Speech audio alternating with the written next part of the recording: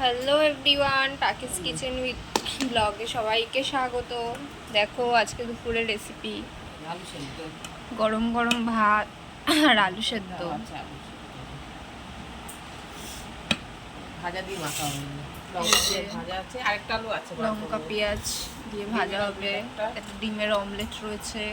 সব অল্প অল্প মেনু। এখানে আছে স্পেশাল মাছের টক। কি মাছ? এখানে বাটা মাছ আছে আর দুটো, আর সব গাংমোরলা মাছ। অন্য জায়গায় কি বলে জানি না, আমাদের এখানে গাংমোরলা বলে। কি সুন্দর এসেছে না কালারটা, খেতেও দুর্দান্ত হয়েছে।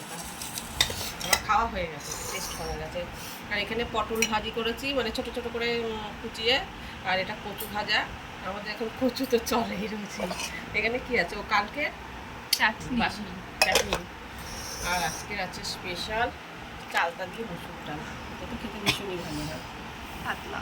আর আজকে একটু বন্ধুরা আচার বানিয়েছি, দেখো তোমাকে দেখাই। আচার দেখো, কে কে আমার মতো চালতার আচার পাগল আমাকে অবশ্যই বলবো। আমার তো ভীষণ প্রিয় আচার। এই হলো আজকে আমাদের রেসিপি।